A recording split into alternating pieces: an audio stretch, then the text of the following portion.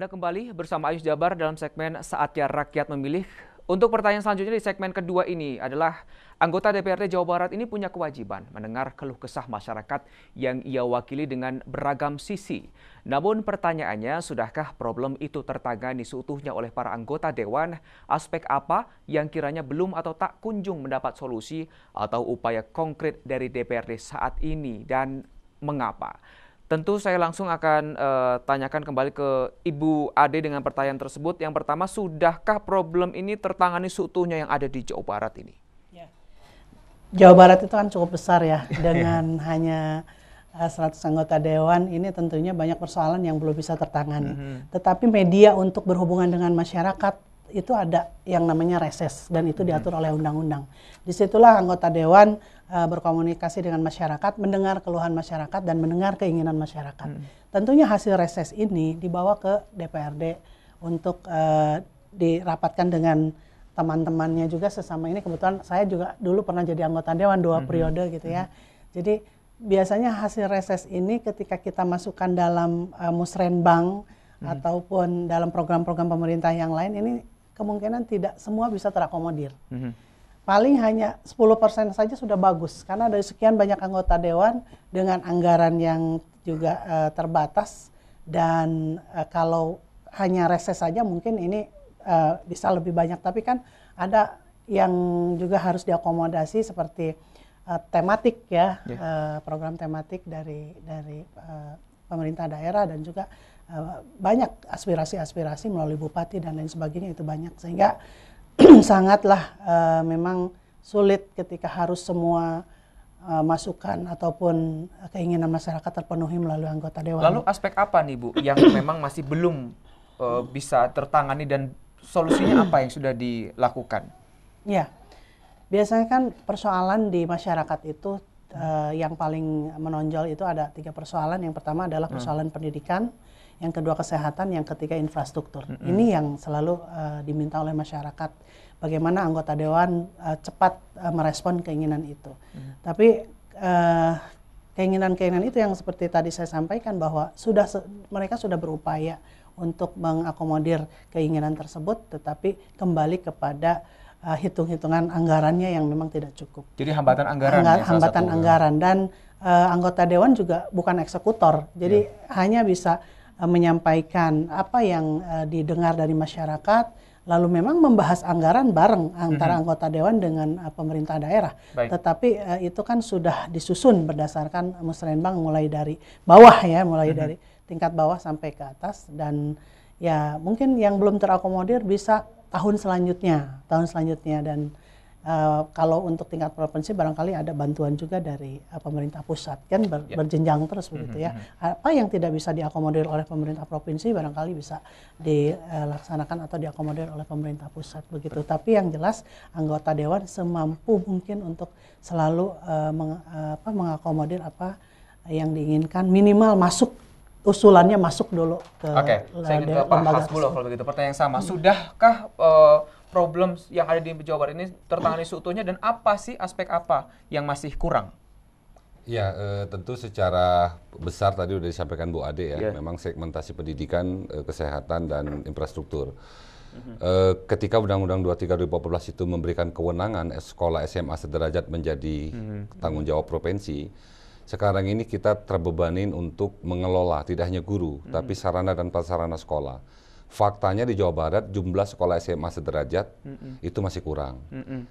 Jadi di lapangan, di kabupaten kota masih terjadi pungutan dalam setiap penerimaan siswa baru PPDB. Karena antara lulusan SD, SMP, dan SMA itu dia tidak sebanding lurus. Dia seperti piramid. Jadi lebih kecil ruang daya tampung di SMA. Nah, untuk mengurangi itu tentu Provinsi Jawa Barat memang saya kira ke depan memang harus lebih membanyak bangun sekolah-sekolah SMA atau SMK atau sebagainya di basisnya kecamatan ya, supaya terjangkau. Dalam segmentasi kesehatan ya memang kan idealnya setiap puskesmas itu kan dia beroperasional 24 jam. Tapi kan belum semua. Nah, saya kira ini dengan kepemimpinan Pak Ridwan Kamil dan Kang Uu, kita berharap kita akan dorong agar semua puskesmas itu bisa beroperasional 24 jam. Karena itulah layanan kesehatan yang paling dekat dengan masyarakat. Kalau rumah sakit itu kan rujukan, masih agak jauh. Infrastruktur saya kira sudah cukup bagus, tapi mungkin daerah perbatasan ya. Daerah perbatasan itu kan perspektif kita menjadikan dia jauh dari ibu kota Gedung Sate. Nah, harapan saya dengan Pak Kang Ridwan Kamil sama Kang Up, kita merubah paradigma bahwa daerah perbatasan itu adalah mukanya Provinsi Jawa Barat. Dia berbatasan dengan Jawa Tengah, berbatasan dengan Banten, berbatasan dengan DKI, itu adalah muka Jawa Barat yang dalam sektor infrastruktur, kesehatan, pendidikan, ekonomi harus dibangun. Kan nggak etik juga ketika ada warga sebagian besar sekolahnya di provinsi lain, karena tidak ada sekolah kita di perbatasan. Nah, saya kira ke depan PR ini harus kita tuntaskan. Oke, saya ke Pak Ari. Dari kacamata pengamat, kalau melihat 3 permasalahan utama tadi, kalau kita peringkat, Anda melihatnya yang paling dominasi itu yang mana? Saya melihat pendidikan ya, karena Jawa Barat ini kan dia berdekatan dengan ibu kota, terus kemudian industrialisasi, urbanisasi meningkat dengan pesat. Apabila warga Jabar ini masih tertinggal dalam aspek pendidikan, tentu saja mereka akan menjadi penonton, dan kemudian tingkat kesejahteraan juga tidak akan terlampau pesat ya. Artinya mereka semakin tertinggal. Dan ini juga terkait dengan bagaimana di Jawa Barat ini angka kemiskinan juga masih tergolong tinggi ya. Padahal secara perekonomian di atas rata-rata nasional. Nah, ketimpangan ini menurut saya perlu segera diatasi. Karena faktor pendidikan ini mendasar, dia menjadi akses kepada bagaimana peningkatan kesejahteraan, ya, bagaimana dia bisa bersaing dengan tenaga kerja yang datang dari daerah yang lain, ya, sehingga untuk kedepannya menurut saya ini harus menjadi prioritas bagi pemerintah, dan juga bagaimana para anggota dewan ini juga mendapatkan satu perhatian khusus untuk ada terobosan-terobosan di bidang pendidikan. Kalau kita menyoroti terobosan tadi atau solusi atau upaya konkret yang sudah dilakukan oleh anggota dewan dalam 4 tahun ke belakang ini, Anda melihatnya memang sudah begitu fokus untuk menyelesaikan masalah-masalah tadi, termasuk pendidikan yang dominan menurut Anda? Iya, memang dalam beberapa tahun belakangan ini ada beberapa program seperti misalnya bagaimana sekolah unggulan ini tidak lagi seperti Kota Bandung, tidak lagi menjadi satu prioritas ya, ada rayonisasi dan lain sebagainya. Tetapi kemudian ini menimbulkan suatu permasalahan baru, dan di mana orang tua siswa ada yang ingin memaksakan ya, sehingga muncul tadi suap dan lain sebagainya. Baik. Kita sapa penelpon yang bergabung pagi hari ini. Selamat pagi, Pak Aan. Silakan Pak, pertanyaan Anda. Selamat pagi, Pak Agung. Ya. Selamat pagi, narasumber. Ini masalah bagaimana kinerja anggota dewan dan programnya. Tidak ada visi misi, hanya backcamping. Jadi partisan baik di Demokrat maupun di dalam negeri ini kebanyakan ke pihak ke satu, karena partai yang mendukung ini tidak ada visi dan misi, hanya kebanyakan humor dan black camping atau tim suksesnya.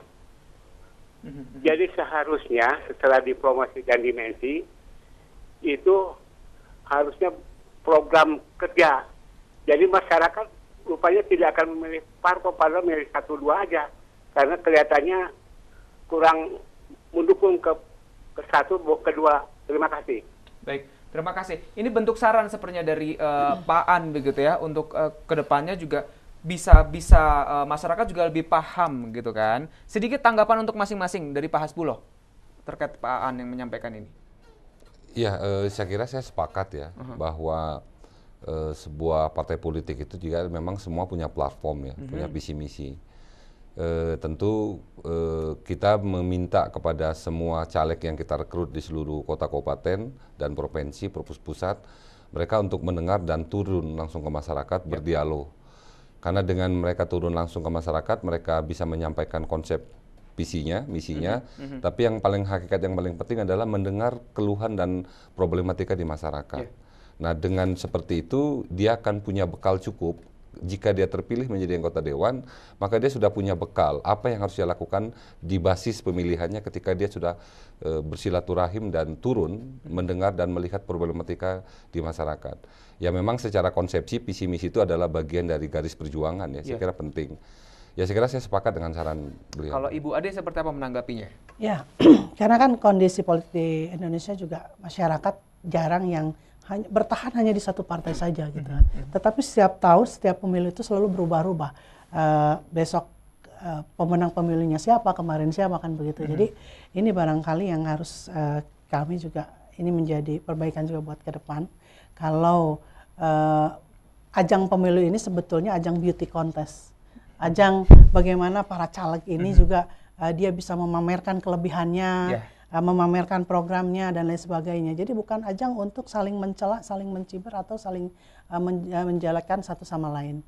Jadi saya pikir pergunakan waktu ini sebaik-baiknya untuk berkampanye, apalagi kampanye sekarang cukup panjang waktunya, ya untuk menjual dirinya sebaik mungkin di mata masyarakat. Gitu. Dan artinya juga masyarakat sudah jauh lebih cerdas begitu ya, betul, Pak Arya. Anda juga sepakat tentunya dengan hal tersebut. Baik, nanti kita akan lanjutkan di segmen selanjutnya ya, Bu Ade, Pak Hasbulan juga Pak Ari, dengan pertanyaan selanjutnya juga pastinya. Untuk itu pemirsa tetaplah bersama iNews Jabar. Kami kembali sesaat lagi.